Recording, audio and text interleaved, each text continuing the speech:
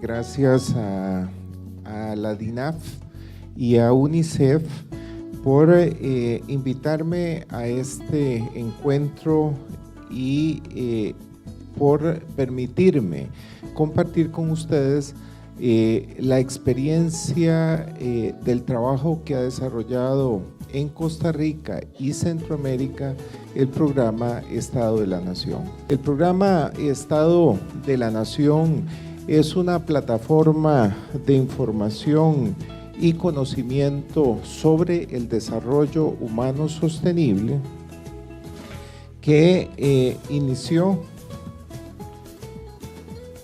en 1994 como un proyecto de el PNUD en Costa Rica, en asocio con las universidades estatales reunidas en el Consejo Nacional de Rectores y la Defensoría de los Habitantes, lo que acá se conoce como la Procuraduría de Derechos Humanos.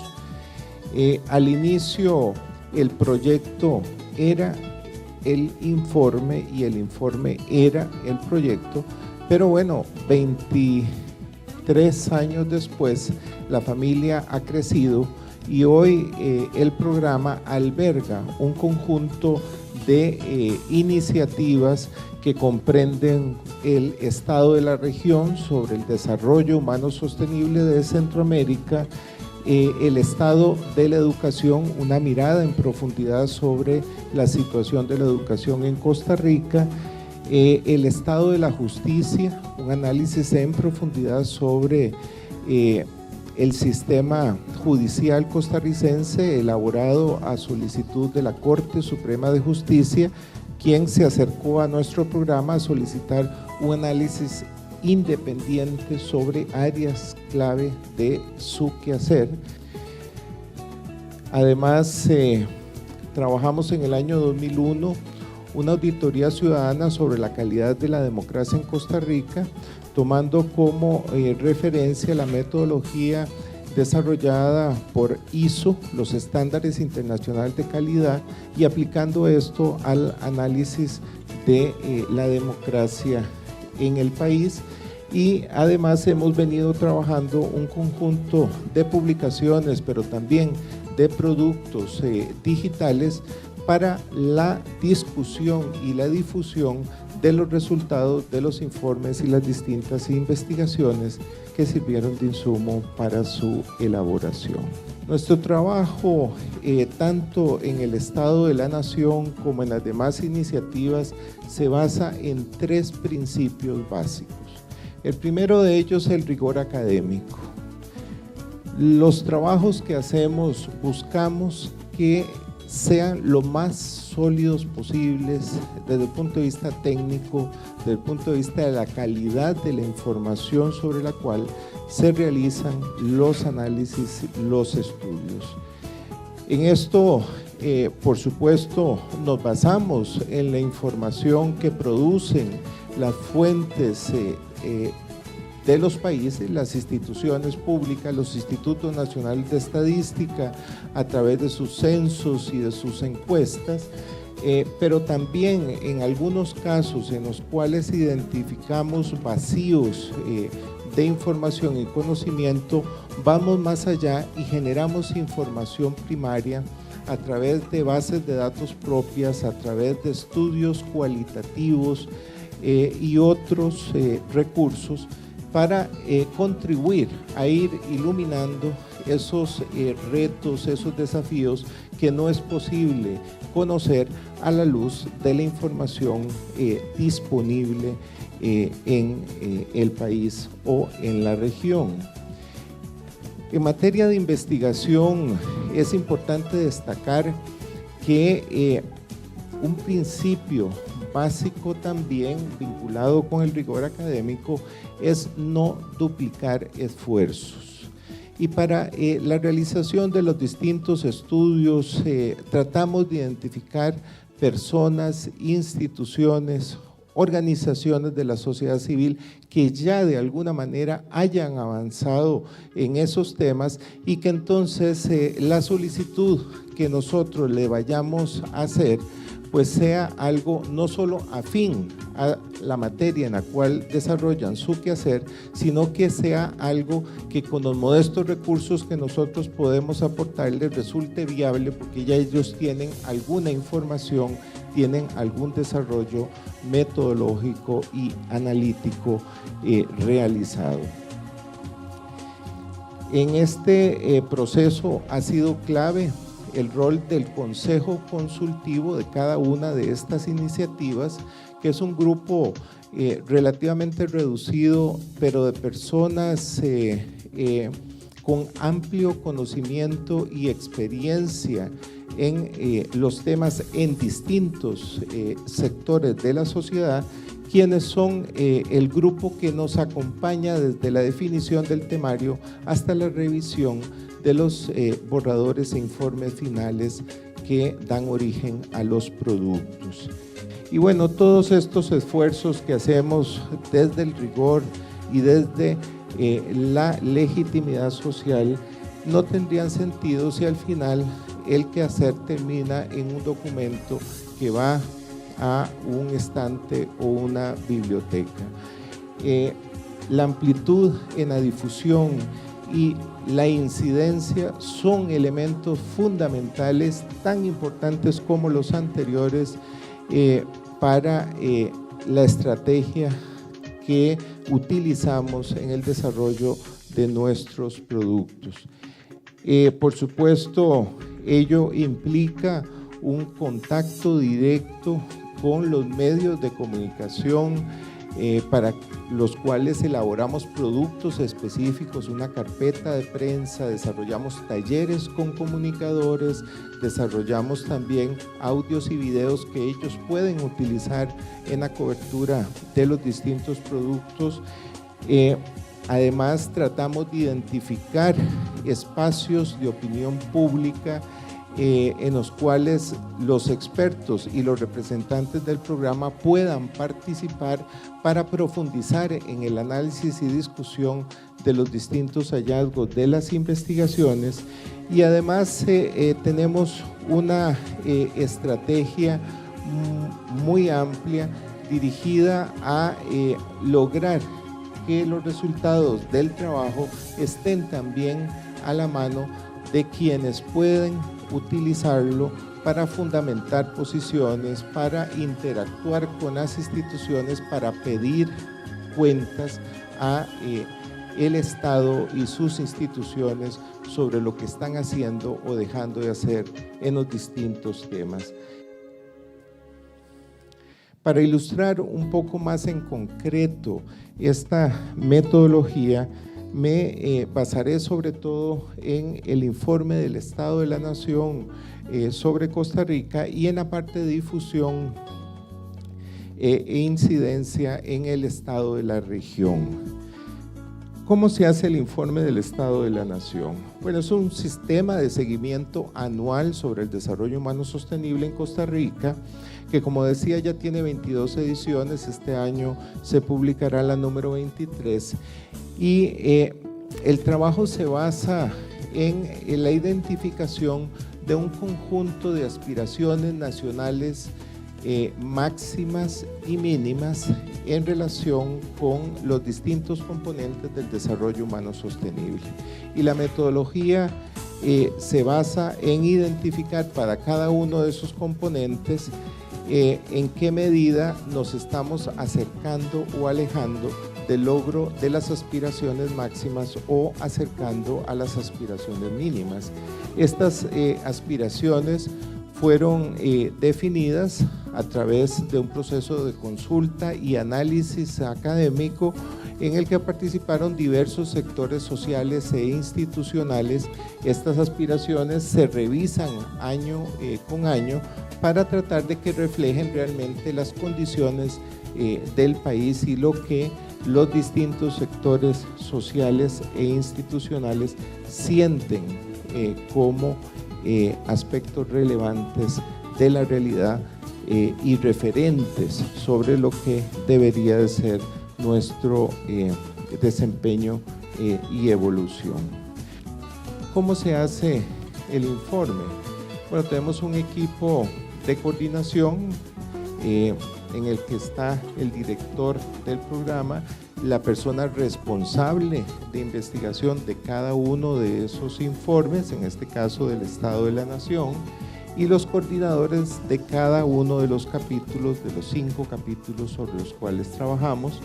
Hay un equipo técnico que además tiene una red de consultores externos que provienen de esas instituciones académicas de sociedad civil a las cuales les pedimos elaborar estudios que sirven de insumo para los informes, un equipo de estadísticas propia que nos ayuda con el control de calidad de la información y las investigaciones, y un apoyo administrativo, y finalmente un equipo de difusión que nos ayuda a emprender las acciones de divulgación con medios de comunicación, etc. El proceso de investigación, propiamente la elaboración de los estudios, comprende la definición de los términos de referencia, qué vamos a investigar, cómo lo vamos a investigar, la metodología de investigación. Esto se construye en conjunto con las contrapartes académicas que estarán ejecutando los estudios, y comprende pues la gestión de la información. ¿Cuáles han sido los resultados y los impactos que hemos logrado con el trabajo? Voy a ilustrar algunos con base en el último informe del Estado de la Nación publicado el año pasado sobre Centroamérica. El carácter de este informe, al ser regional, es un tanto distinto al de los informes sobre Costa Rica y se enfoca en los desafíos y en las oportunidades que en Centroamérica trascienden a fronteras territoriales entre los países y de alguna manera nos afectan a todos. Oportunidades y desafíos que limitan o podrían potenciar las capacidades y libertades de millones de personas hoy en Centroamérica. En el proceso de elaboración de este informe, que como dije publicamos el año pasado, participaron alrededor de 600 personas de todos los países de la región, desde la definición del temario hasta propiamente la discusión de los informes preliminares y finales de las investigaciones, y propiamente la ejecución de la investigación fue realizada por 63 investigadores, 63 investigadores produjeron 40 estudios y cerca de 200 fuentes de información nacionales, regionales e internacionales. Mucho del quehacer se dio en el marco de 15 convenios de cooperación interinstitucional con centros académicos en los distintos países de la región.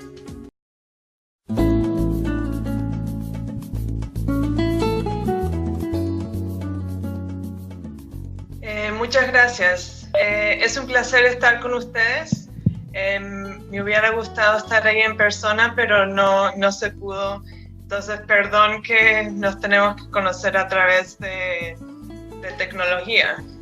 Pero hoy voy a empezar dándoles un poco de historia sobre la fundación, porque me imagino que la mayoría no nos conocen. Luego les voy a detallar el proyecto de KidsCount, hablar sobre la asistencia técnica que ofrecemos en nuestra red para que puedan hacer el trabajo. Luego voy a hablar de qué recursos se necesitan para hacer un proyecto como el que estamos haciendo, y luego voy a terminar con unos resultados que hemos podido lograr con este trabajo. Entonces, la Fundación Annie Casey fue fundada en 1948 por Jim Casey. Él fundó UPS, que es una compañía multinacional de entrega que empezó acá en Estados Unidos, pero hoy en día entrega paquetes alrededor de todo el mundo.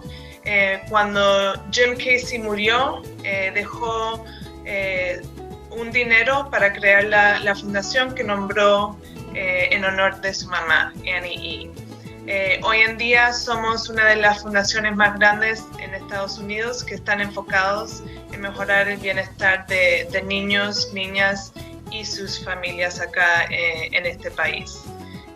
Creemos que hacemos una diferencia en la vida de niños apoyando el desarrollo de ellos, apoyando a sus padres y también apoyando a las comunidades en donde ellos viven. Nuestro trabajo se enfoca en justicia juvenil, bienestar infantil, desarrollo sostenible, empleo y también en acceso a oportunidades para los padres y también para los jóvenes de familia. Kids Count es uno de los proyectos principales de la fundación. Se inició en 1990 para proveer datos e información sobre el bienestar de niños. Cuando empezamos el proyecto, datos enfocados en la niñez eran muy limitados y muy difíciles de acceder. Entonces empezamos a producir nuestro libro de datos con la intención de informar a gente de cómo les estaba yendo a los niños. La idea era y continúa siendo que si individuos tienen acceso a datos que son precisos, que son actualizados, si tienen acceso a información sobre cómo les va a los niños o sobre su bienestar, se tomarán decisiones informadas que en cambio mejorarán la situación de los niños y sus familias. Ahora, acá está la teoría de cambio de Kids Count, que muestra nuestra nueva visión. Arriba de todo ven nuestro resultado principal, que es que todos los niños tienen seguridad económica, acceso a comunidades seguras y a familias estables, independiente de la raza del niño, de su clase o del país de origen de ellos.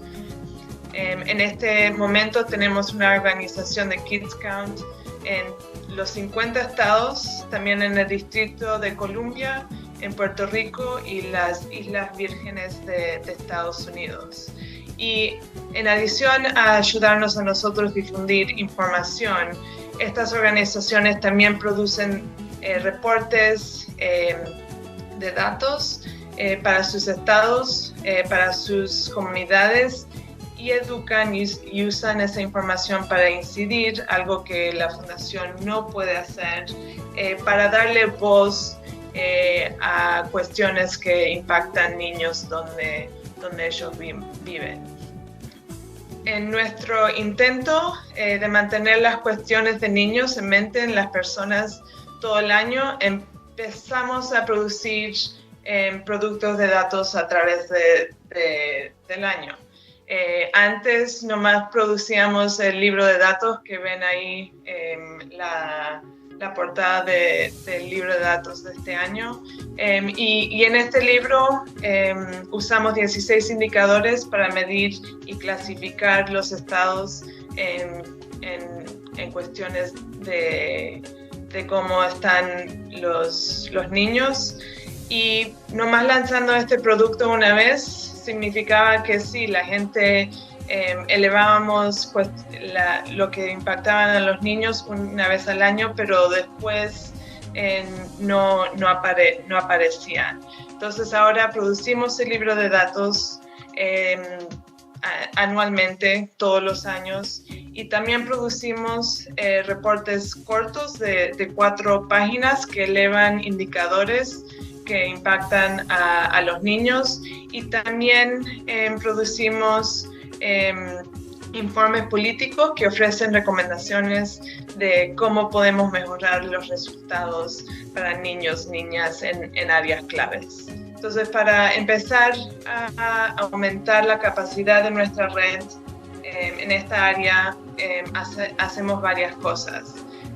Ofrecemos apoyo financiero para que las organizaciones puedan mover políticas públicas críticas en sus estados. También ofrecemos webinars y plataformas para que la red pueda compartir lo que funciona, lo que no funciona, estrategias que están usando en sus países, en sus estados. Y finalmente ponemos el enfoque en la importancia de trabajar juntos para obtener cambios. Entonces pueden aprender de uno al otro. También las alianzas y las coaliciones son algo que pensamos que es realmente crítico.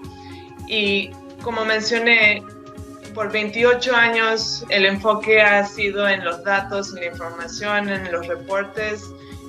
Nuestra red sabe hacer eso muy bien y hay organizaciones que siempre han usado esa información para incidencia, pero hay bastantes en la red que necesitan mucho apoyo en esta área y es algo que nos estamos enfocando. Ahora, una vez que tenemos una organización fuerte, estable, que tiene un líder que es estratégico, tenemos que realmente mirar la capacidad que necesitamos para hacer el trabajo de incidencia. La base de todo es el dato. Organizaciones necesitan el conocimiento de metodología, de análisis, de aplicación. Necesitan conexiones para acceder a esos datos de las agencias del gobierno y la habilidad de analizarlo una vez que los tienen en mano. Y para realmente obtener el cambio necesario se necesita, como mencioné, un plan estratégico de comunicación. Y la comunicación realmente es una área que nosotros realmente creemos que es crítica. Y finalmente está la sexta, el área de equidad, diversidad e inclusión, que al menos en Estados Unidos, los niños que viven en pobreza, que no terminan la escuela, en general son niños de color. Entonces, si nosotros no nos enfocamos en esas diferencias, nunca vamos a cambiar los resultados. Entonces, nos enfocamos mucho en esa área. Ahora, para poder medir la capacidad de nuestra red, nosotros hemos producido una evaluación de capacidad que mide las organizaciones en estas áreas que recién mencioné. Y acá pueden ver los resultados iniciales de la primera evaluación. Y en las áreas a donde nosotros hemos apoyado por mucho tiempo, pueden ver que las organizaciones tienen capacidad, pero en el área del liderazgo estratégico, en el desarrollo organizacional y también en búsqueda de equidad, diversidad e inclusión, pueden ver que hay organizaciones que les va bastante bien, pero acá son las áreas en las cuales nos estamos enfocando. Ahora, usamos la información de la evaluación para informar la ayuda técnica que ofrecemos a la red.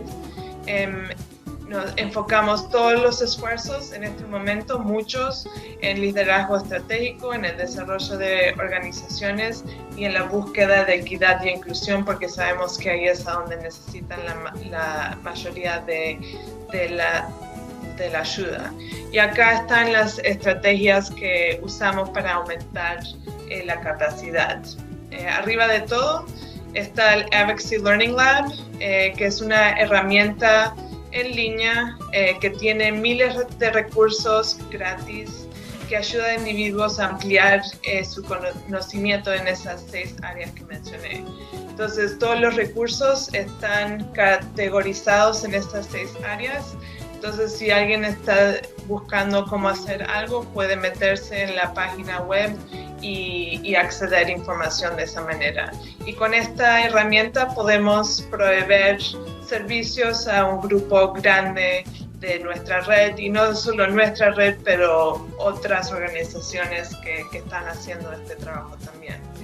Y también tenemos un poco de recursos para que los compañeros en la red puedan aprender directamente de otras organizaciones dentro de la red, y usamos estos recursos para que puedan visitarse y para que puedan ver directamente cómo están haciendo el trabajo. En enero del 2012, nuestro socio Nebraska publicó un reporte sobre la situación de detención en su estado y a nivel local. El impulso continuó durante el año y en diciembre organizaron una cumbre sobre el tema con líderes políticos y legisladores del estado. Todo este socio Nebraska amplificó el problema de centros de detención para juveniles a través de sus medios de comunicación.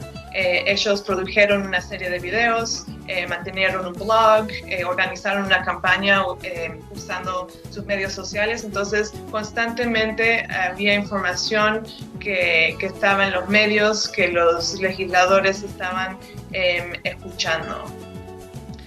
En febrero, nosotros publicamos otro reporte sobre el encarcelamiento juvenil, que incluyó datos a nivel del estado. El reporte demostró que Nebraska tenía una de las tasas más altas de encarcelamiento de menores en el país y llamó la atención mucho a los medios, más que ellos han estado hablando del tema por más de un año. El reporte se lanzó al mismo tiempo que ellos estaban teniendo reuniones con legisladores, y todo esto culminó en la pasada de la ley 561, y hoy en día siguen trabajando en el monitoreo y la aplicación de esa ley.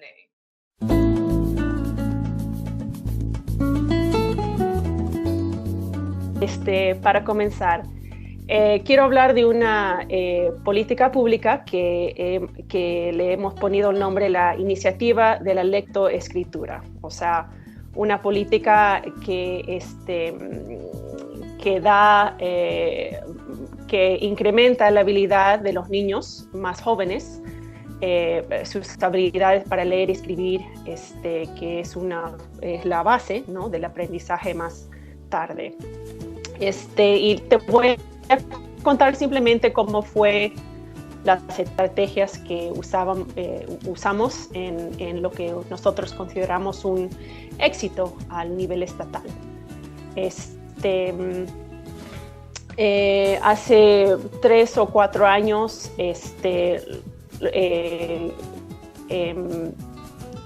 tomó un tiempo largo para establecer la agenda, y realmente comenzó cuando nuestro gobernador y todos los actores del campo de la educación en Idaho, o sea, la organización de maestras y maestros, y toda la asociación de administradores de distritos escolares, junto con nuestros legisladores y el gobernador, decidieron que tenían que hacer algo para mejorar el sistema de educación en nuestro estado. Y eso fue realmente una oportunidad para nuestra organización empezar a crear este espacio en la agenda para el tema específico de lectoescritura. O sea, primero, en identificar que nuestro estado y nuestros niños estaban muy atrasados comparando con otros estados, y en general que no tenían tanta capacidad, y mostrado por exámenes, los resultados de exámenes a nivel estatal y el resultado de unos exámenes que se hacen por todo el país. O sea, y te da como un poco de es como un buen ejemplo de que cómo habíamos usado la información que provee también la Fundación para hacer este caso de que realmente en nuestro estado había un problema de lectoescritura. Y el momento en que realmente se creó este espacio fue cuando nuestra organización, Idaho Voices for Children, pudo preguntar y recibir un comité especializado en este tema. Y este comité se formó con gente que tenía experiencia y capacidad en organizaciones que podían examinar este tema más a fondo, o sea, por ejemplo, la Asociación de Bibliotecas, claro, las agencias de educación, el sistema de educación, y logramos también que nosotros sean incluidos como parte de esa conversación, sabiendo que una vez que teníamos una propuesta legislativa o un diseño para una política pública, que luego íbamos a poder mover esta propuesta. Yo hice una investigación que recolectaba los datos de los exámenes que dieron los niños dentro de todos los distritos escolares en todo el estado, y sacar como ejemplos unos distritos escolares que por varias razones tenían un apoyo financiero más grande para hacer este trabajo de lectoescritura. Entonces el reporte realmente fue una investigación de cuáles eran los resultados de unos distritos escolares que tenían financiamiento para hacer este trabajo más intensivo en esta área, en comparación con distritos escolares que no tenían esos fondos. Entonces, para demostrar con datos que el caso para aumentar, para que todos los distritos tengan unos fondos para enfocar en esta área específica. Además de producir estos datos, de crear imágenes que comparaban los resultados, hicimos entrevistas con administradores de los distritos escolares que nos contaron cómo fue su experiencia con diseñar lo que realmente eran intervenciones para niños en lectoescritura. Y esto fue muy importante para nuestra investigación, combinarlo con esta perspectiva, porque en nuestro estado ponen mucha importancia en lo que dicen los líderes del espacio de educación. Entonces, en este caso no tenía que ser como Idaho Voices for Children dice que esto sería una buena idea. Para ellos fue más efectivo saber que también los líderes de los distritos escolares decían eso. Luego pasamos, claro, por la difusión de este reporte, de esta evidencia, y lo hicimos simplemente en reporte a los legisladores en nuestro estado, o sea, en una copia impresa que podían tener en la mano, y también a sus correos, claro, para que los tengan a mano.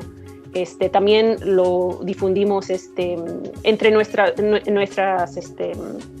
organizaciones que estaban aliadas con nosotros en este tema, para que ellos tengan esos datos y comienzan a hablar también de los mismos puntos de datos en nosotros y crear ese entorno. Luego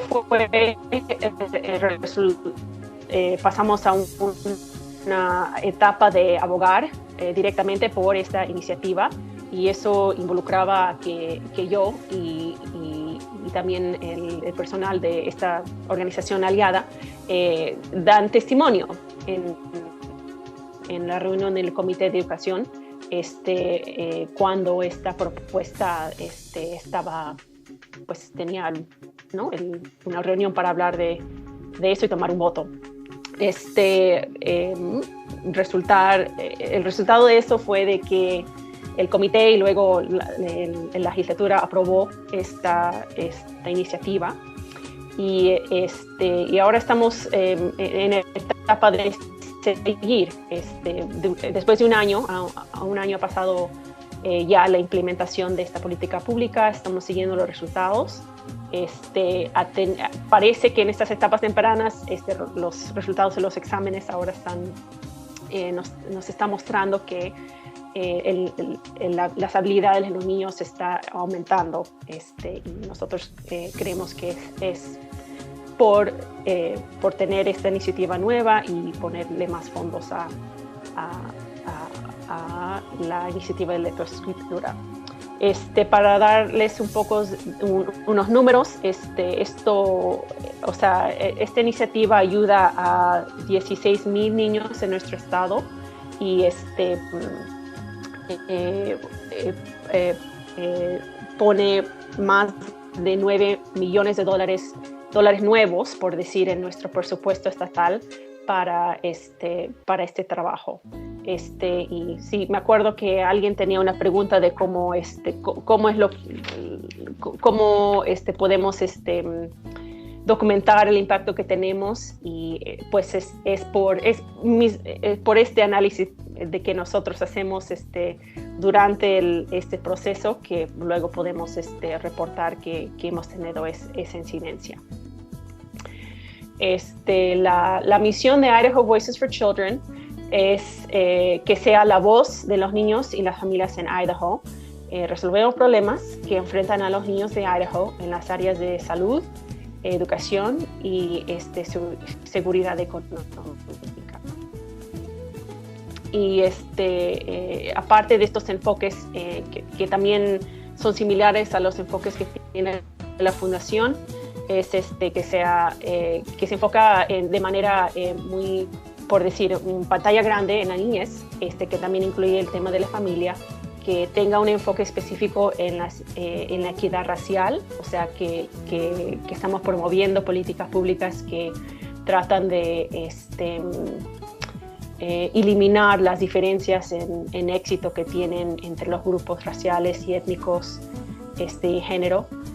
Y también tenemos un enfoque específico en analizar los impuestos de nuestro estado y cómo usamos nuestro presupuesto estatal, que luego puedo más tarde dar más detalle en esa parte de nuestro trabajo, pero por ahora decir simplemente que esa es otra estrategia que apoya nuestro trabajo en la área de niños y familia. Idaho Voices for Children es una organización privada y sin fines de lucro. Y estamos en una organización de acogida, o sea, en otras palabras, como somos una organización chica, en la práctica somos un programa dentro de una organización sin fines de lucro que es mucho más grande, o sea, que se llama Janus Inc. Y Janus tiene un presupuesto anual de $14,000, que es mucho más grande de nuestro $250,000. Y eso, y tener ese respaldo de una organización más grande que realmente nos deja enfocar en las actividades programáticas que hacemos. O sea, no tenemos que preocuparnos exactamente de tener hacer nuestras cuentas nosotros mismos, asegurar que todo este trabajo para sostener una organización realmente lo hacen esta organización Janus, que nos tiene ahí como un programa en su edificio también. Las fuentes que usamos es el censo que hace los Estados Unidos. Es un censo que hacen anualmente y recolectan un montón de datos que describe cómo diferentes aspectos de la población aquí al nivel nacional y también nivel estatal. Y eso es una fuente de información que realmente tiene todos los por decir, es una fuente que es muy, que tiene alta calidad y que tenemos mucha confianza, ya que es básicamente una institución en nuestro país. lo clave a nivel no solo estatal, nacional, pero también a nivel del condado, al nivel del distrito escolar, al nivel de varias categorías de geografía y de designación política. Y tener esta fuente es súper clave.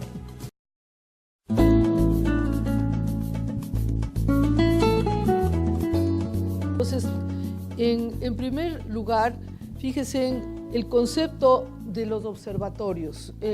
Siempre hay que partir de un marco conceptual, donde dice que el concepto es vigilancia social de los compromisos del Estado y de la sociedad. Alerta, porque no estoy diciendo que el observatorio es para mirar, que mirar es algo pasivo, ¿no es cierto? Miro. Vigilancia es más fuerte. Vigilancia social es diferente a la que hace el policía en la esquina, ¿verdad? El policía también vigila.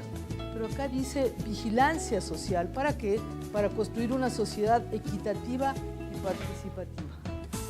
Nos vamos complicando las cosas, ¿no es cierto? No es solamente que pongo un montón de datos y difundo. No, todo dato tiene una intencionalidad. Cada dato que coloco con una intención. El enfoque de derechos humanos, ¿no es cierto?, que es una nueva perspectiva para atender a lo público, es lo fundamental aquí. Entonces, ¿cómo es esto? Los derechos humanos, una nueva perspectiva para entender lo público. Esto significa que, en primer lugar, ubicar a la persona como el centro de la sociedad. Esa persona que construye una ciudadanía. Soy ciudadano porque la Constitución dice que yo soy una ciudadana en este caso, ¿no es cierto? Tengo voz, tengo voto y vuelvo a tener voz y tengo posibilidad de incidir. Es el concepto más importante de la ciudadanía. Formo parte de un conglomerado en el que me hago escuchar. Fortalece el principio, además, de la universalidad de la ley, y ahí paro. Los derechos de la niñez y adolescencia implican universalidad del derecho. Entonces, cuando me dicen qué es la equidad, cuando me dicen qué es la desigualdad, no la equidad, la desigualdad, ¿qué decimos?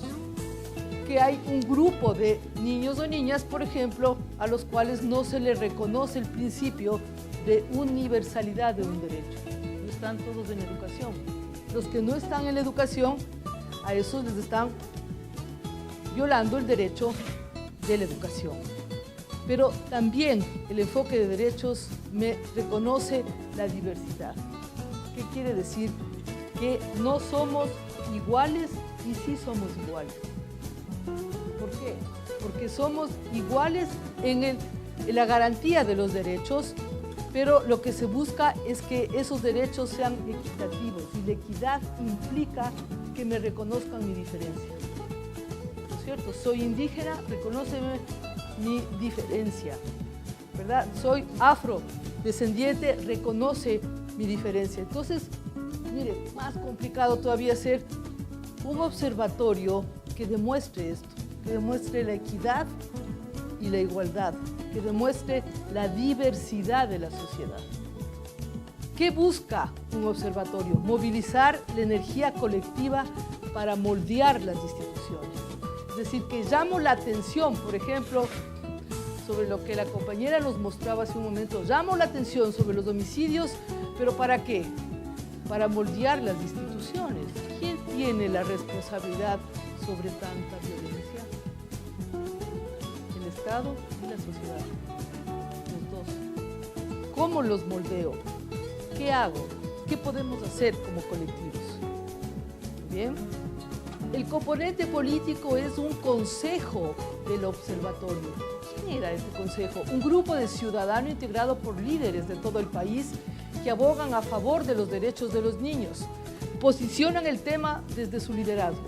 Era la suma de 14 personas, entre los que se encontraban artistas, comunicadores sociales, respetabilísimos, líderes indígenas, líderes afro, sacerdotes de la teología de la liberación, empresarios y políticos respetados. Incluso banqueros estaban aquí. Y la pregunta es, ¿cómo lograron juntar en ese país a un banquero al lado de una líder indígena? ¿Cómo lo lograron? Y la respuesta, ¿saben cuál era? Porque solo los niños y las niñas logran eso. Miren ustedes esto. Así como en la mañana le preguntaban a una de las expositoras cómo es que hizo la cuenta de las evidencias de que sí influyó en la política en Estados Unidos, ¿se acuerdan? Le preguntaban cómo hizo. Entonces aquí nosotros traemos esto. En el 2014, en la sesión por los 25 años de la convención, efectuada en la Asamblea Legislativa Ecuatoriana, su presidenta destacó la labor que desempeña el Observatorio para los Derechos de la Niñez y Adolescencia y sus aportes a la política pública. Ojo lo que viene aquí. ¿Cuál es el aporte? El índice de cumplimiento de los derechos de la niñez y adolescencia. O sea, este observatorio además creó un índice de cumplimiento de derechos. No solamente es un montón de datos, sino que creó un índice. Vamos a ver qué es ese índice, ¿no? Y reconocimiento como una voz de la sociedad civil de altísimo nivel técnico y compromiso con los niños y niñas del país. ¿Cómo nace esta experiencia? Nace como una iniciativa de UNICEF en el 2002, ¿no es cierto? Aquí se llama Observatorio de los Derechos de la Niñez y Adolescencia. ¿Y dónde se lo coloca? Se lo coloca en la Fundación Observatorio Social del Ecuador. O sea, aquí se lo coloca porque esta ya es una fundación que tiene una trayectoria en la elaboración de sistemas de información social. El equipo que está aquí acaba de hacer el sistema de información social del país. Bien, otra vez viene. ¿Qué es lo sine qua non? Lo sine qua non es que esté en un lugar donde esté un equipo de técnicos especializados y comprometidos. De lo contrario, no se puede hacer. No se puede hacer porque es una mezcla entre lo político y lo técnico. Así es. Si no, no creo. Bien. Abogaba por políticas públicas y su ejecución y realizaba veeduría del cumplimiento de las políticas públicas. O sea, por un lado, abogaba por políticas públicas. Les he probado que abogamos por la emisión del Código de la Niñez, pero realizaba veeduría. Ya vamos a ver cómo es que realizábamos la veeduría. ¿Con qué lo hacíamos? Con este famoso índice de cumplimiento de los derechos de la niñez y adolescencia, que fue ya referido en el Estado Mundial de la Infancia hecho por UNICEF en el 2008, como uno de los aportes para el seguimiento del cumplimiento de los derechos. Ejemplo es, les voy a contar, la veeduría de la mortalidad neonatal. ¿Cómo es eso? ¿Qué hicimos? Vamos a ver lo que hicimos. ¿Qué encontramos? Se alertaba sobre la muerte de recién nacidos en las salas de neonatología de los hospitales públicos. La prensa hacía un escándalo terrible. Se murieron 13 bebés en 3 días. Entonces, nosotros ya habíamos advertido que el país superaba, o sea, bajaba la mortalidad de la niñez, es decir, de los menores de 5 años, pero que se quedaba con problemas de la mortalidad neonatal. Los niños, ojo, se estaban muriendo en las instituciones de salud, porque la gente, las madres daban en un 75% ya a luz en los hospitales. ¡Qué maravilla! ¿No es cierto? Pero llegaban y se morían los bebés en los hospitales. Entonces algo estaba pasando. La estrategia de gestión del conocimiento, que es algo que nos pidieron ustedes. Nosotros alertamos sobre temas fundamentales de la niñez y adolescencia para generar políticas públicas. Y el observatorio alertó con sus investigaciones y difusión en medios de prensa y capacitación a periodistas sobre esto. Vean. La doble exclusión de la niñez indígena, libro. El impacto de la migración en los niños y niñas del Cantón Cañar, libro. Ser adolescente en la frontera norte, otro libro. Migración forzada de la niñez colombiana, otro libro.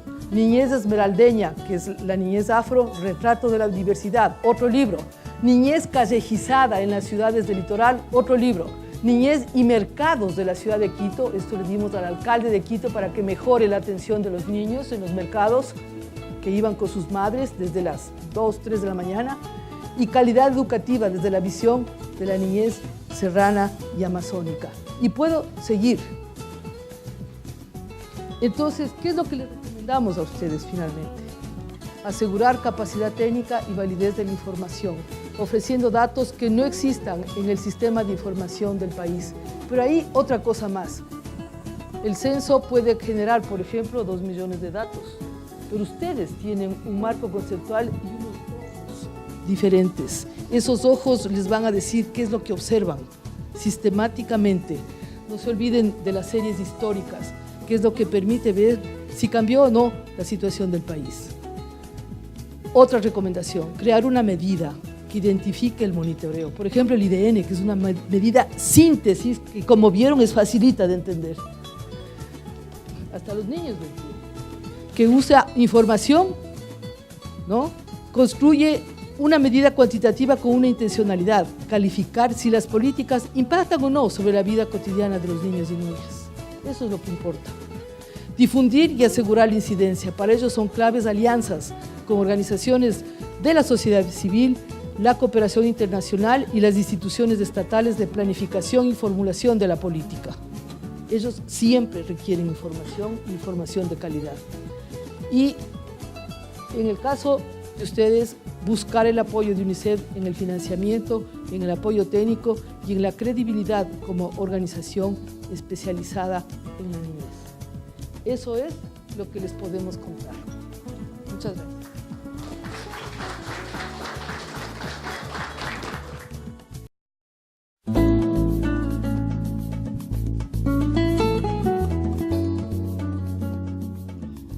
Quiero presentarles un poco basado en una guía que nos enviaron de lo que hacemos y lo que ha sido la historia del Observatorio Nacional de la Violencia de la Universidad Nacional Autónoma de Honduras. En principio quiero contarles que el Observatorio Nacional de la Violencia es el resultado de un proyecto de el Programa de las Naciones Unidas para el Desarrollo y la Agencia Sueca para el Desarrollo Internacional, ASDI, que desde el 2004-2005 hasta el 2010 financiaron el desarrollo del observatorio y de muchas otras acciones. Solo voy a contarles el observatorio. Y ahí se empezó con el proyecto de Armas Pequeñas, Seguridad y Justicia, y seguidamente en el 2008 Seguridad, Justicia y Cohesión Social. La universidad, a raíz de que en el 2010 ASDI salía del país, es decir, el financiamiento para seguir desarrollando el observatorio ya no se iba a contar, entonces la universidad se adelanta y en el 2008 crea un instituto de investigación científica llamado Instituto Universitario en Democracia, Paz y Seguridad, donde alberga o es el hijo el Observatorio Nacional de la Violencia. Empezamos con el mundo al revés, precisamente porque nace la hija, el hijo, que el papá o la mamá. Y ahí es donde teníamos que hacer crecer al instituto, igual como seguir desarrollando el observatorio. El propósito del observatorio, en primer lugar, nosotros nos estamos basando y se inicia basándonos en las recomendaciones que la OPS y la OMS establece que la violencia es un problema de salud pública y que por lo tanto hay que desarrollar intervenciones y dar 3 recomendaciones. La primera es que hay que tener la capacidad por país o por región, por departamento o por municipio de recolectar datos sobre violencia a partir de diseños sencillos. La segunda es incrementar la colaboración entre los sectores. La información objetiva, yo aquí les quise dar un ejemplo para que ustedes vieran lo que hacemos. ¿Y por qué tuvimos que explicar información objetiva y subjetiva, porque generalmente cuando va bajando la violencia nadie cree que es cierto. Y después muchas veces son opiniones de la gente que dice que no está bajando.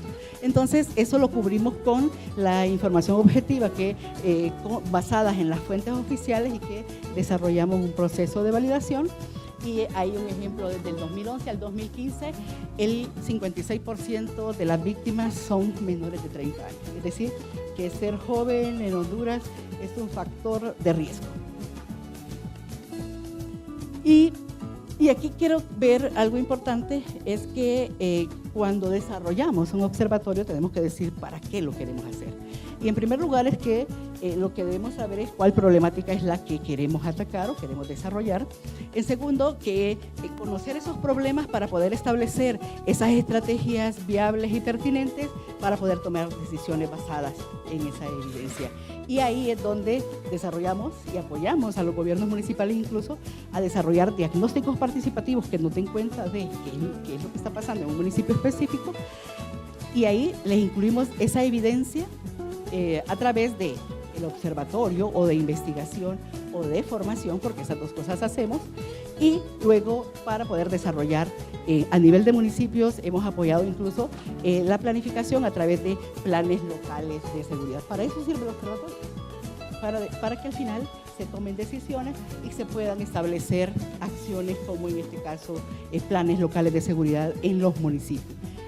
La estructura, somos una institución de la Universidad Nacional Autónoma de Honduras. Somos un instituto de investigación científica que depende de la Facultad de Ciencias Sociales. El instituto depende de esta facultad y el observatorio depende de ese instituto. Solo quise desarrollar el observatorio, pero también tenemos un área de seguridad, un área de democracia y un área de paz. Pero lo construí en función del observatorio nada más. Tenemos relaciones estratégicas con los centros regionales universitarios porque no solo basta ver la realidad desde Tegucigalpa y haciendo el análisis de todo lo que le llega a la fuente oficial, a la central del Estado, de cada una de esas instituciones, sino que también lo hacemos desde el nivel regional y local, y ahí es donde nos unimos con los centros universitarios regionales que tiene la Universidad Nacional Autónoma de Honduras para poder desarrollarlo desde esa vista más local. Y ahí estamos en el Valle de Sula, en Tela, en La Ceiba, que es el Curla, en el Danlí, en el occidente, en Choluteca, que es el sur, en el centro, que es Comayagua, el Valle del Aguán, y el Curno es occidente. Estamos en todas esas, y desde ahí también desarrollamos esa misma labor que lo hacemos a nivel nacional. Y por eso es que me preguntaban cuál es el tipo de organización. Somos una organización pública académica y tenemos una red de observatorios de la Universidad Nacional Autónoma de Honduras. Luego también es una relación estratégica con las organizaciones de la sociedad civil, porque primero que hacemos validación secundaria, ya les explicaba, luego que apoyamos en temas específicos para hacer evidencia, luego para hacer incidencia o procesos formativos. En este momento estamos con Visión Mundial, formando al equipo de Visión Mundial en un diplomado de seguridad ciudadana y planificación local. Luego también con los organismos de cooperación, en primer lugar para el financiamiento, pero también el uso de información, análisis de contexto, fortalecimiento de observatorios a través de las unidades especiales. Muchas de las áreas que hemos desarrollado en el observatorio es precisamente por los apoyos de la cooperación. Por ejemplo, en este momento estamos estudiando la violencia política dentro del observatorio, y eso es un apoyo de una ONG norteamericana, NDI, que desarrollamos el tema de democracia con ellos, pero lo de violencia política se estudia desde esta mirada. Y así hay muchos más que ya les contaré. Luego con las alcaldías municipales, y ya les decía, con análisis de la información para la toma de decisiones, establecer acciones con los centros universidades regionales hasta la puesta de poder desarrollar en barrios y colonias acciones, por ejemplo en Tela, con la colonia Gran y la 15, 2 colonias de maras y pandillas, y la universidad está trabajando trabajando en esas 2 colonias para poder, porque de ahí vienen los alumnos de la universidad.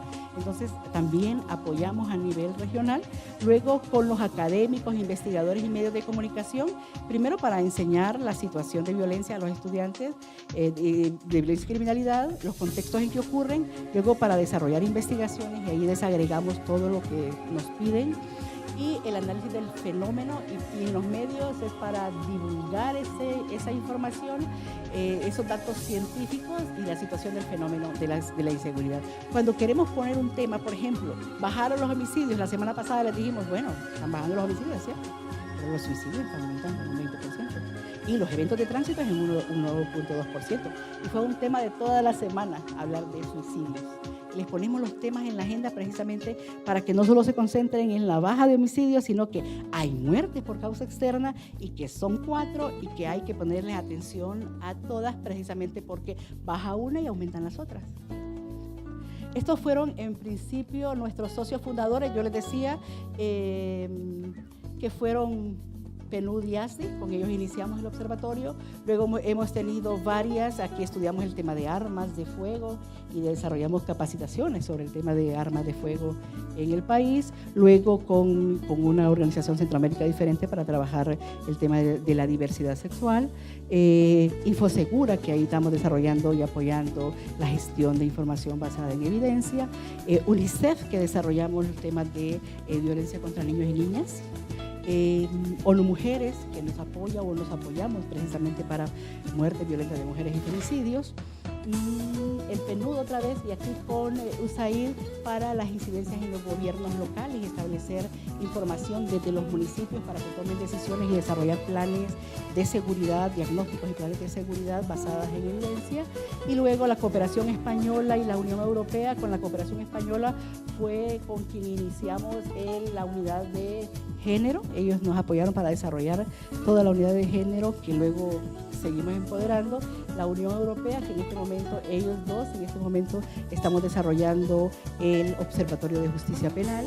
Y la última, NDI, que es la con que estamos trabajando, ya les decía yo, lo de violencia política. Y luego también establecer procesos de participación ciudadana y de comunicación, y aquí para informar, mediar, debatir, deliberar y tomar decisiones, porque no siempre vamos a estar de acuerdo, pero cuando no estamos de acuerdo, venga, le enseño el método para que lo vea cómo lo hacemos, discutimos sobre el método o discutimos sobre los datos. Pero cuando se critique el dato sin saber todo el proceso que tocó llegar a él, es complicado, ¿no? Porque entonces nunca vamos a llegar a un acuerdo. Una vez alguien me dijo, mire, es que usted está diciendo que hay menos muertes violentas de mujeres. ¿Cuántas tiene usted? ¿Cuántas dice usted que son? Son tantas. Si yo le digo que hay 87 más, ¿usted qué dice? ¿Entiende? ¿Por qué? Porque son datos objetivos los que intentamos presentar, porque lo que vamos buscando es que se mejore la seguridad, que no se pierdan vidas. Y ahí es donde está el principal objetivo, que es el de los derechos humanos.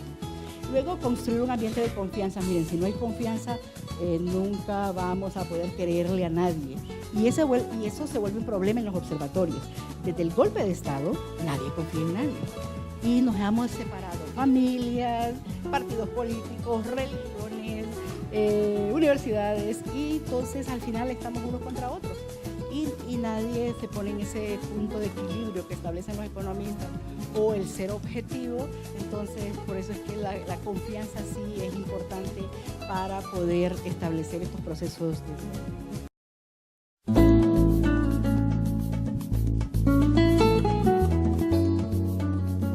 Tengan presente que les estamos hablando desde sociedad civil. Esta acción se realiza desde sociedad civil.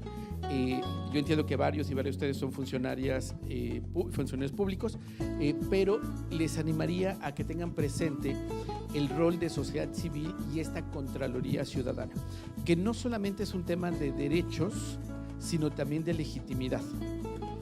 No hay mejor forma, no hay ningún desplegado, ningún programa, ninguna campaña de publicidad que un gobierno pueda hacer que tenga el mismo peso que la validación de la sociedad civil y la legitimidad que eso otorga.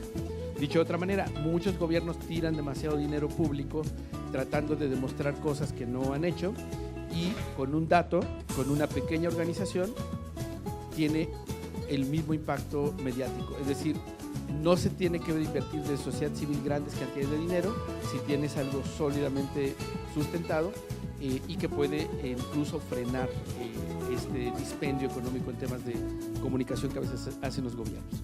Les cuento entonces, en el caso de la red, esta Red por los Derechos de la Infancia en México, integran 77 organizaciones, estamos en 21 estados, hay redes ahora estatales, por ahí aparecerá, pero lo que estamos tratando de construir más que una organización, más que una red en sentido de palabra, es un movimiento para que los derechos de niños, niñas y adolescentes sean realidad. La diferencia de una organización o movimiento es que la organización está limitada a paredes, a integrantes, a recursos. Un movimiento no, un movimiento se multiplica. Entonces, en la medida en que involucremos a más gentes en la causa de los derechos de niños y niñas, más socios, más aliados, más logros tenemos. Y por supuesto, los primeritos que tienen que estar en esto son niños y niñas, ¿no? Para no solo pensar por ellos, sino hacerlo junto con ellos. Bueno, en el caso concreto de Redim es un referente para los organismos internacionales en la materia, el Comité de Derechos del Niño, la Relatoría de Derechos de las Niñas de la Comisión Interamericana, UNICEF, entre otros organismos, ¿no? Lo que hace Redim es que comparte esta experiencia, la capacidad técnica, la articulación en toda la región de América Latina. Pero esto tiene trampas, o sea, no solamente eso permite el abuso, el maltrato y que además se justifique socialmente, sino particularmente que los estados en América Latina suelen escudar su ausencia de acción bajo el tema de que es responsabilidad de la familia. Por ejemplo, habrán escuchado muchísimas veces el argumento de si el niño no está en la escuela es responsabilidad de la familia. En derechos humanos no, en derechos humanos es responsabilidad del Estado. Y aquí alguien preguntará, bueno, pero sí tiene responsabilidad los papás, claro que sí.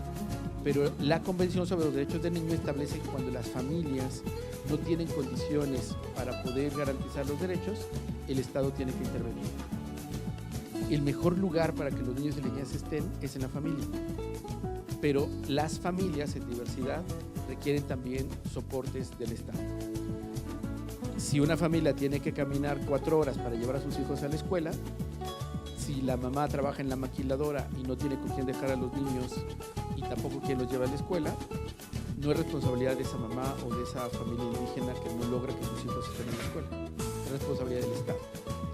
No sé si logro explicarme por acá. Esta es una lógica de Contraloría Ciudadana y el poder que tenemos todas y todos como ciudadanos de hacer una exigencia de rendición de cuentas al Estado.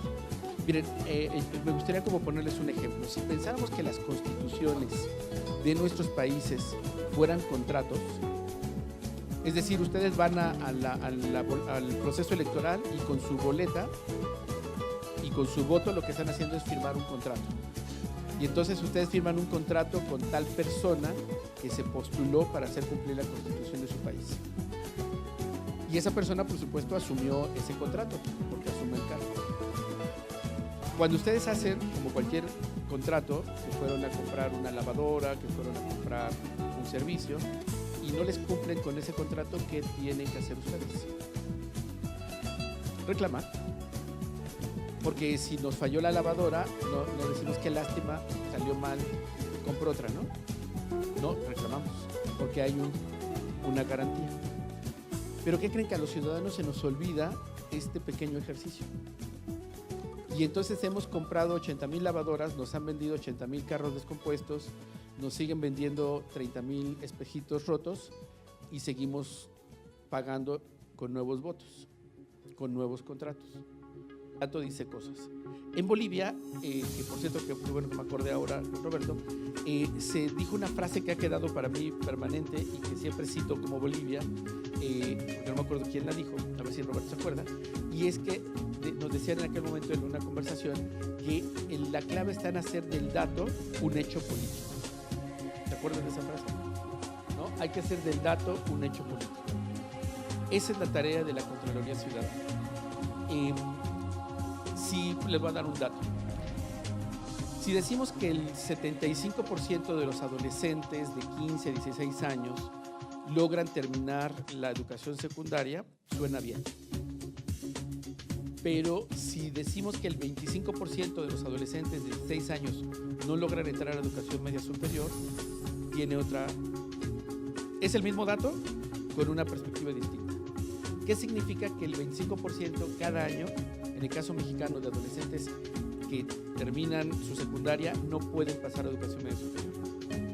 Significa muchas cosas. Primero, que sus salarios en automático van a ser bajos, van a ser precarios. Significa que su proyecto de vida, si es que alguno de ellos había imaginado, alguna de ellas había imaginado entrar a la universidad, ya quedó truncado. Significa que sus hijos y sus hijas también van a tener bajos salarios, porque de acuerdo a la estadística, que generalmente no falla, establece que el grado escolar de los hijos depende, o más bien supera 1 o 2 años escolares de sus papás. Entonces, si la mamá y el papá se quedaron en la secundaria, es decir, antes de la educación media superior, sus hijos estadísticamente alcanzarían el primero o segundo año de educación media superior. Y estamos en los hechos haciendo una herencia intergeneracional de la pobreza. Este es un poco el modelo de la incidencia basado en datos que se ha desarrollado con la Fundación Ellen Gates. Es decir, colocamos en el centro los derechos de niños, niñas y adolescentes. Los datos sería una forma de tener conocimiento. Al mismo tiempo, son los derechos los que nos da la posibilidad de tener interlocutores, y son los datos el diálogo con estos interlocutores. Al mismo tiempo, estos datos nos orientan la acción para poder desarrollar acciones de política pública, identificar a los responsables, a los garantes de ese derecho. También los datos en torno a los derechos de niños y niñas nos permiten comunicarlo, y esto está, en resumen, definiendo nuestras acciones de incidencia. Es decir, esto está pensado como un modelo dinámico. Si nosotros tenemos un dato específico, este que les acabo de contar, de adolescentes que no logran entrar a la educación media superior, me dice que mi acción tiene que estar desarrollando o orientada a las políticas que prevengan el abandono escolar, por ejemplo, ¿no? O que amplíen la inclusión y la cobertura en educación media superior, que ya está claramente establecido. Es decir, yo sé qué dependencia, qué normatividad, qué funcionarios concretos, y ya tenemos a los interlocutores. Al mismo tiempo, esto lo tenemos que ir comunicando porque nos da fuerza pública o fuerza social, y esto define muchas de nuestras acciones de incidencia. La gran ventaja que tenemos con los datos es que si partimos de los datos, nuestra acción de incidencia es más específica y ya no es solamente tirar confeti al aire, que ese es un problema que tenemos no solo en los gobiernos, sino también en sociedad civil. Bajo la lógica de todo lo que estamos haciendo somos los buenos y lo estamos haciendo bien, el tema es que nuevamente vuelve a ser dinero público. Y no me refiero solo a los del Estado. Lo que las organizaciones también gestionamos, en cuanto llega a nuestra cuenta de banco, se convierte en dinero público, porque la sociedad civil también es un ente público. Y tenemos la responsabilidad de garantizar que ese recurso se use de la mejor forma. Regresando nuevamente como a los modelos, o sea, el dato nos lleva a tener un ensayo temático que es de carácter político, que nos ayuda ya a orientar las metas de incidencia, se traduce en campañas de movilización y con aliados estratégicos. Entonces, ustedes pueden empezar en cualquiera de los puntos o hacer cortes en cualquiera de los momentos. Lo que sí es importante es que las campañas y la movilización no van a salir por inspiración del Espíritu Santo. O sea, tienen que detonarse, tienen que crearse. Y aquí obviamente la creatividad y demás, pero sobre todo el dato. Y por último, recomendarles, si van a hacer observatorios desde gobierno, que vean la experiencia de Colombia. Tienen varios observatorios que tienen claramente establecidas sus funciones en el ámbito de la responsabilidad pública y que pueden ser muy valiosos. Particularmente les recomiendo los que están vinculados al proceso de desmovilización de niños reclutados por grupos armados, paramilitares, guerrillas y demás. Y los observatorios son muy, muy buenos. Hay una red de organizaciones que están bajo el concepto de Coalico, se llama la red, que también tiene un observatorio y que está articulado con el Estado. Entonces, habría que definir el modelo de lo que ustedes necesitan, si es un observatorio mixto, que se vale, ¿no? si es un observatorio solo de gobierno o si es un observatorio de sociedad civil.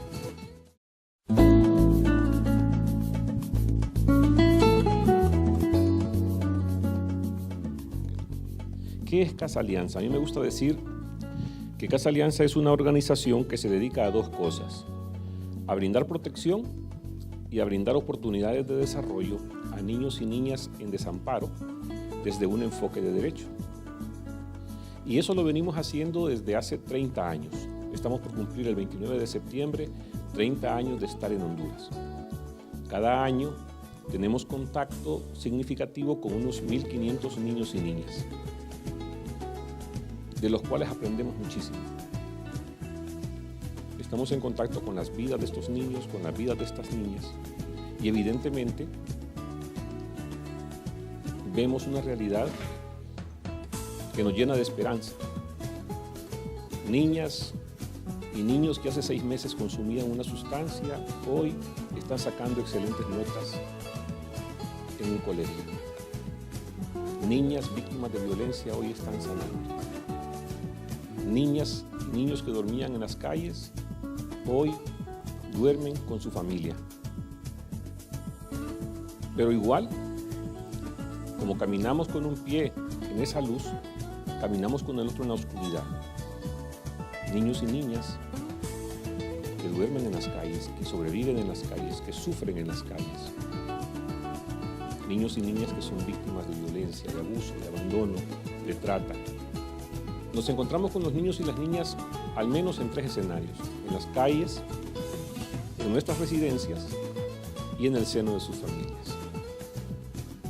Y cuando llegué a Casa Alianza aprendí que estos niños nos daban mucha información y que esa información debía servir para al menos 5 cosas. La primera, para mejorar nuestro programa, como un reto continuo para reinventarnos, para mejorar, para profundizar nuestra visión y nuestra misión. Lo segundo, para hacer visible la realidad de estos niños y de estas niñas a la sociedad, al Estado hondureño y a la comunidad internacional. Esta información, además, en tercer lugar, debe servirnos para coordinar acciones con otras organizaciones y trabajar de manera coordinada. En cuarto lugar, esta información nos sirve para hacer incidencias en los tomadores de decisiones. Y en quinto lugar, también para hacer llamados a la conciencia de la comunidad hondureña y de la comunidad internacional de las graves violaciones de las que muchas veces los niños y las niñas son víctimas. Hace algunos meses me tocó ir a firmar un convenio de cooperación con el responsable de cooperación de una embajada. Y cuando estábamos platicando antes, porque cuando hay dinero uno quiere como disimular que no hay, entonces platico un poco antes, ¿no? Para hacer más humana la cosa. Y entonces me dijo, mire, yo vivo confundido, ¿cuál es la verdad? Pongo una radio en la mañana, todo está mal. Todo está mal. Cambio a otra estación, todo está bien. Todo está bien. Y yo me sonreí también, ¿no? Y me agarró un poco desprevenido porque después me dijo, y yo lo escucho a usted y no dice cosas buenas. Y entonces yo en ese momento no hay otra cosa que decirle, bueno, tal vez si usted me da un ejemplo, yo pueda repetirlo. Y entonces él se cayó también un poco y mejor empezamos a hablar del dinero. Pero yo quisiera traerles esto porque cuando hablamos de violencia en Honduras, y es uno de los temas centrales, y qué bueno que ayer lo profundizamos un poco con Margarita y con Mildonia también, hablamos de homicidios, ¿no? Y hablamos de la tasa de homicidios. Esta gráfica es tomada de SEPOL, del Sistema Estadístico Policial en Línea, y registra la cantidad de homicidios desde el año 2009 hasta el año 2017, que todavía no ha terminado. En el año 2016 hubo 5.150 homicidios. En el año 2015 hubo 5.148 homicidios, es decir, 2 homicidios menos. Hubo más homicidios en el 2016 que en el 2015. ¿Estamos hasta ahí de acuerdo? Según el observatorio fueron 5 más, pero según los datos oficiales fueron 2 homicidios más en el 2016 que en el 2015. Sin embargo, aunque los datos son del mismo censo, cuando hablamos de la tasa de homicidios, la misma página, el mismo interlocutor nos dice que en lugar de subir la tasa de homicidios, bajó. Entonces uno dice, ¿cuál es la verdad? Y menciono esto porque siento que en la actualidad estamos muy fascinados con los datos. Estamos embelesados con la ilusión del gráfico de pastel. Nos encantan los gráficos de barras que tengan colores, porcentajes y letras. Y confundimos el gráfico con el dato y el dato con la verdad. La realidad es que vivimos una terrible situación de violencia. Esa es la realidad. Estos datos solo lo confirman. Cambian, suben, bajan.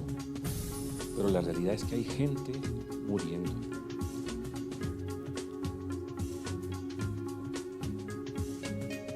Uno de mis favoritos, José Saramago, dice: la alternativa al neoliberalismo se llama conciencia. ¿Por qué Casa Alianza hizo un observatorio? Si somos una organización que se dedica a la protección de niños y niñas, a brindarles oportunidades, ¿por qué a José Manuel Capellín se le ocurrió hagamos un observatorio? Además de para hacerme menos popular a mí, yo creo que para esto, ¿no? Para que tengamos conciencia. ¿Conciencia de qué? De que lo importante no es si hay 15.000 o 14.500 niños durmiendo hoy en la calle. La conciencia es que no habrían niños buscando comida en la basura si nosotros antes no la hubiéramos puesto ahí. Conciencia es que tal vez no estaríamos tan asustados por los pandilleros si en lugar de estar asustados, antes hubiéramos estado preocupados por ellos. Para eso es un observatorio. Para que tomemos conciencia. Para que nos demos cuenta de que somos una sociedad resultado de un desmantelamiento progresivo de los estados. Y de poner a los estados, que deben ser garantes de derechos, al servicio de empresas que solo piensan en el lucro, de empresas quienes piensan que es negocio tirar hamburguesas a la calle que no se vendieron en lugar de compartirlas. Para eso es un observatorio. O para eso es nuestro observatorio, porque ayer nos lo decía también muy claramente uno de los auditores, los observatorios pueden tener muchas finalidades. Pueden ayudarnos también algunos observatorios a no tener conciencia. Ayer leíamos la definición de violencia que hace la Organización Mundial de la Salud. A Margarita no le gustaba, por eso la volví a traer. El uso de la fuerza o el poder físico de hecho o como amenaza contra uno mismo, contra otra persona o grupo. Es una definición centrada en un sujeto. Es una definición que pone al centro y que pone como poderoso y al centro al que puede hacer daño. Y lo pone como si fuese otro. En Casa Alianza, al menos yo he aprendido, que pueden haber otras definiciones de violencia. Y esta me gusta más. Yo creo que la violencia es la pérdida de la capacidad de las personas, de los colectivos o de las instituciones de resolver sus diferencias por vías pacíficas y constructivas. Y que la respuesta a la violencia no es solamente una estrategia de seguridad. No es como neutralizo al violento como si yo no lo fuera. Que posiblemente de lo que necesitamos hablar es de paz. Y que la paz puede ser entendida entonces como el ejercicio de la capacidad de las personas, colectivos e instituciones para resolver los problemas, las diferencias y conflictos por medios pacíficos y constructivos. Y eso nos sitúa en otra perspectiva. No se trata de ver cómo te capturo, cómo te amarro las manos para que no pueda golpearme. Se trata de ver cómo nos rehabilitamos como sociedad y adquirimos el entendimiento de la violencia que estamos sufriendo. Bien, en función de esa información que los chicos nos dan, allá para finales de la década de los 90, Casa Alianza empezó a observar que niños y niñas eran asesinados y que eran asesinados en unas circunstancias muy particulares. Esos asesinatos no eran el resultado de una pelea. No estaban enojados, ni los que murieron, ni los que mataron, al parecer. Eran asesinatos a sangre fría. También empezamos a ver que además de que eran a sangre fría, eran perpetrados por personas que tenían más poder. Armas caras, vehículos caros, comunicaciones caras, equipos caros. Y los jóvenes o los niños que morían no tenían pasamontañas, no tenían chalecos antibalas, no tenían armas en sus manos. Vimos también que era determinado segmento de niños y niñas. Entonces Casa Alianza se empieza a dar cuenta de que esto se va repitiendo y empieza a hacer un conteo de las ejecuciones arbitrarias de niños y niñas.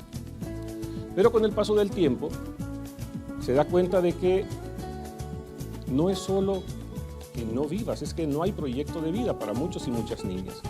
Y que en Honduras el derecho a la educación, el derecho a la salud y el derecho a la protección son todavía una brecha grande por construir.